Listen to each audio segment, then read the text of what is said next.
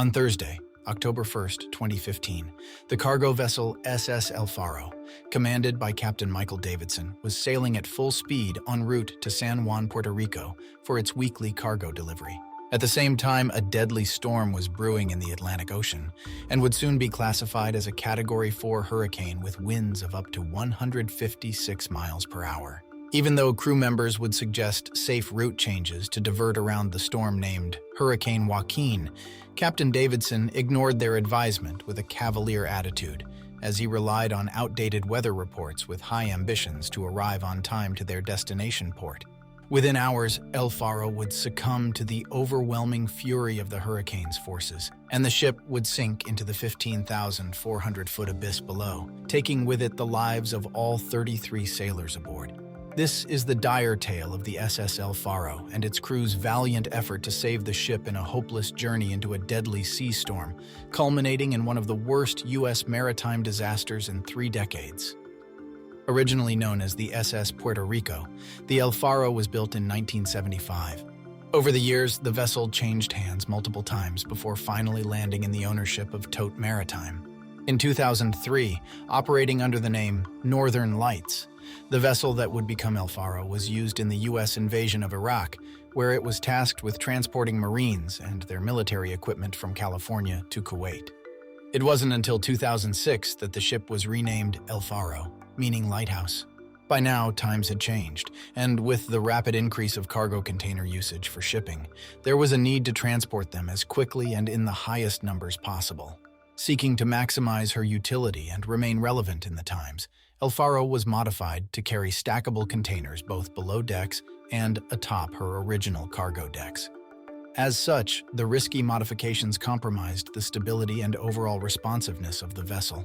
4,953.2 metric tons of ballast had to be added to the bottom tanks to balance the ship.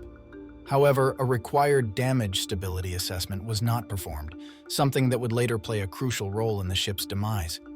Within no time, El Faro was up and running, cruising between the mainland U.S. and the island of Puerto Rico, carrying with it tons upon tons of goods, with everything from milk to cars.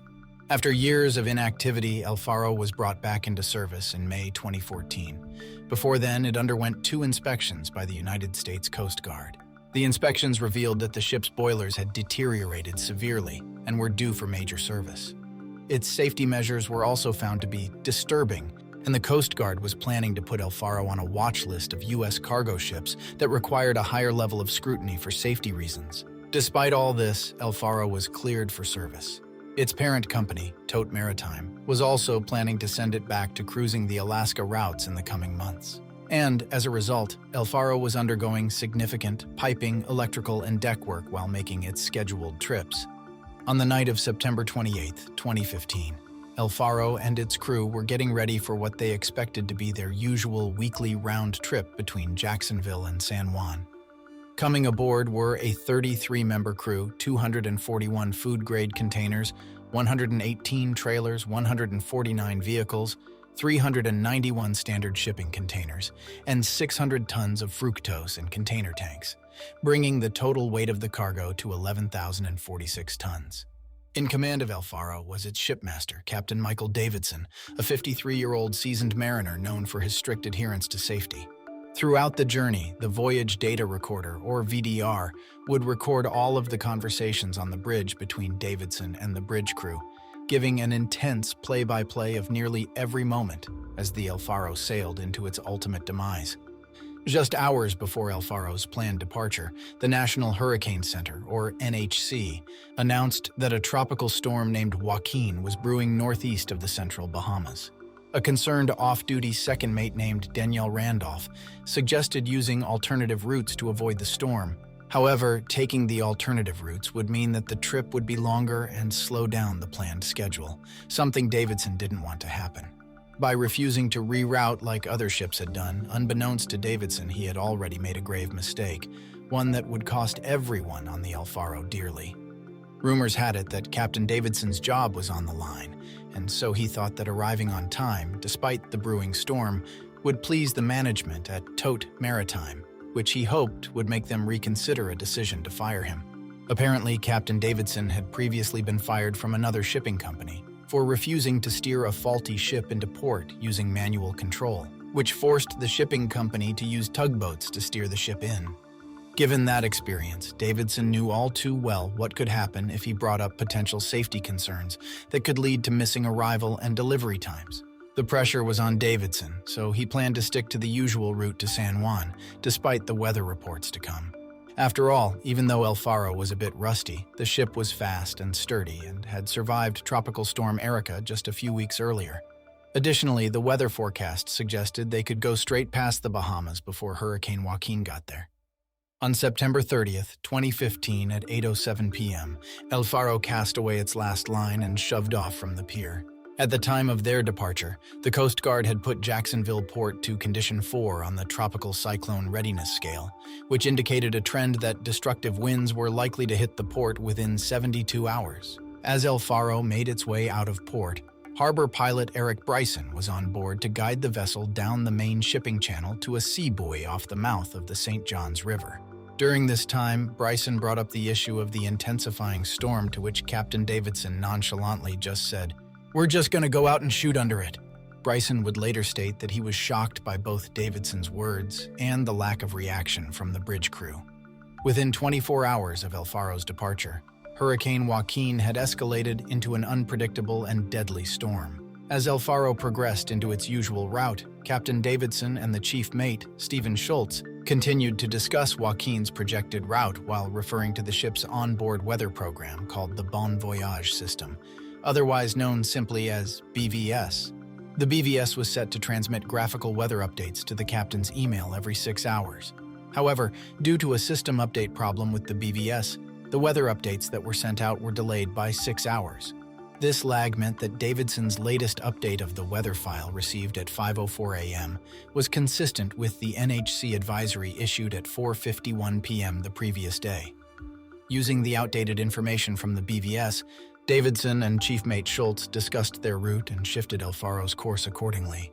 Captain Davidson admitted that the storm had morphed its ugly head. However, he was very confident they'd make it through with little to no problem, and was even heard telling his crew, "We're going to be further south of the eye. We'll be about 60 miles south of the eye. It should be fine.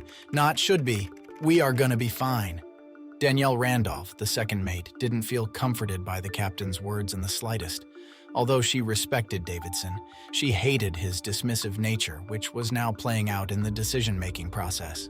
"He's telling everyone down there, oh, it's not a bad storm. It's not so bad. It's not even that windy out. Seen worse." Randolph continued mimicking Captain Davidson with a scoffing tone, further saying, "It's nothing, it's nothing. If it's nothing, then why the hell are we going on a different track line? Think he's just trying to play it down because he realizes we shouldn't have come this way. He's saving face." Randolph was baffled, to say the least. "Oh yeah, I think now it's not a matter of speed. It's when we get there, as long as we arrive in one piece." All she wanted was for Davidson to be more concerned about their well-being than the delivery of the cargo. But her words fell on Davidson's now deaf ears, blinded by his ambition to arrive on time. The third mate, Jeremy Ream, and able seaman Frank Ham, who would act as helmsman, both assumed their positions on the bridge for the 8 p.m. watch to relieve both the captain and the chief mate. Chief Mate Schultz pointed to the BVS, saying, "See the weather? We have the latest." Little did they know that at that very moment, the Category 1 storm displayed on the map they were looking at had intensified into a Category 3, with winds now ranging from 111 to 129 miles per hour. The hurricane was both intensifying and moving faster than anyone could predict. El Faro then received an NHC advisory notifying them of the change. Randolph took the report and began plotting it out on the chart table. It was only a few minutes old and had an almost accurate position of the hurricane's eye. Randolph quickly did some calculations to see where they would be at that time, and the result made her chuckle in both fear and utter disbelief. She said, "We're going to be right there with it. Looks like the storm is coming right for us. You gotta be kidding me. We're going to go right through the eye." Randolph's last statement shook third mate Ream to the core, which prompted him to call Captain Davidson and relay the findings. 20 minutes later, Davidson had yet to act on the information. A concerned Ream relentlessly called him back, desperately pleading with Davidson to divert the ship. After what felt like an eternity, the captain finally responded over the ship's phone, but his response was nothing close to what the bridge crew expected or even hoped for. Much to their disbelief, Davidson was adamant about staying on course. Randolph, having grown up in a military family, knew better than to question orders right after they had been given, so she and the rest of the bridge crew dutifully obeyed Davidson's commands. As October 1st, 2015, rolled in, the dark sky was heavy with clouds. El Faro was being brutally battered by winds of 55 knots and heaving uncontrollably through swells as high as 14 feet. This clearly indicated that El Faro was headed straight into the strongest storm to hit the Atlantic Ocean since 1866. Its engines labored as they were being pushed to the maximum, as in the below decks containers broke loose and fell over, one after the other. The off-course alarm went off every few seconds, notifying the crew that El Faro was being thrown off its intended course. Probably annoyed by the alarm, Captain Davidson ordered it and the autopilot system to be turned off, forcing the crew to blindly and manually steer the ship through the dark and stormy seas and rely on only their senses to navigate the winds and the rolling waves. To make matters worse, the ship's anemometer, which is a device that measures wind speed and direction, had been broken for weeks, so the crew had no certain way of accurately measuring the wind. The sailors were forced to use a rudimentary technique which involved stepping out on the deck and checking how fast the boat's flags were flapping. Unfortunately, that too was nearly impossible to do because it was pitch black, save for the brief flashes of lightning in the distance. Without having a way to measure the speed and direction of the wind, they couldn't adjust their course accordingly. Nevertheless, the bridge team continued with their shifts, with Schultz now arriving to relieve Randolph. Randolph's very worst nightmare, one that she had been trying to avoid all along, was slowly unfolding right before her eyes, and there was nothing she could do about it. Shaken by the terrifying unfolding of the events, she sent an email to family and friends stating, "There is a hurricane at sea and we are headed straight into it. Love to everyone." Later, in recounting this moment, Randolph's mother would mention that her daughter's use of the sign-off phrase, "love to everyone," was quite unusual and therefore a sign of trouble. As the crew took their turn to maneuver the ship and worried themselves sick through the raging storm, the captain was dead asleep in the cabin and only got back to the bridge at 4:09 a.m. saying, "There's nothing bad about this ride, sleeping like a baby." Chief Mate Schultz, who was now on watch with the captain, noted that the barometer readings were decreasing. This was a clear indicator that they were getting closer to the hurricane's eye. But Davidson would hear none of it with his dismissive attitude and in complete denial of the reality happening all around them.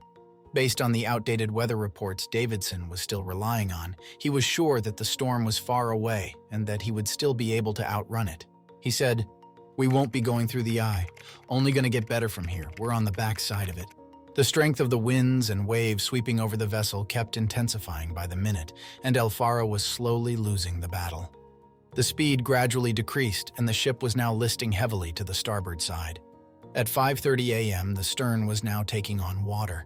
Upon further investigation, the crew reported to Davidson that a scuttle, or heavy-duty watertight hatch, had flown open, causing water to spill into Deck 2 and into the subsequent decks. To help the crew access the flooding deck and secure the scuttle, Davidson ordered the ship to turn 35 degrees to the left to try and use the wind to counter for the heavy starboard list, which was now over 18 degrees in angle. Unfortunately, this decision, seemingly helpful at first, plunged El Faro even deeper into the Category 4 hurricane. Other than a miracle, the only other thing that could keep El Faro afloat was to keep the engine running, which was still working until dawn came.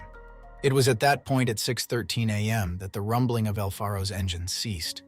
The chief engineer reported to Davidson that he could not get the engine to restart due to oil lubrication problems because the ship was listing so heavily. El Faro was now rendered utterly defenseless against Hurricane Joaquin's wrath. Davidson then informed Second Mate Randolph of the situation and soon asked her to prepare an emergency message for transmission to the Coast Guard and Tote Maritime in preparation for the worst. Dawn's light broke to reveal a disastrous scene. Huge waves smashing violently, sea frothing wildly, rain and spray driven fiercely sideways by the winds. There lay the hull under the tilted bridge, tipped to the left, as El Faro drifted powerless, battered relentlessly by the raging storm. At 6:59 a.m., Captain Davidson called Tote Maritime and asked to speak to the safety and operations manager, who was also a former shipmaster, named John Lawrence. But when Davidson wasn't able to reach him, he left a 33-second voicemail informing him of the navigational incident they were encountering. In the voicemail, there was no background noise, and Lawrence later said how Davidson sounded calm and that no one would guess El Faro was in a dire situation. However, that changed a few minutes later when Davidson finally called into Tote Maritime's emergency call center, declaring a maritime emergency. Captain Davidson was no longer calm in his demeanor as he spoke to the operator, finally realizing that El Faro was in the middle of a major catastrophe. Davidson finally got connected with Lawrence and told him that he was getting ready to push the button, referring to the electronic distress signal. As soon as the call ended, Davidson instructed Randolph to activate the security alert system and global maritime distress and safety system.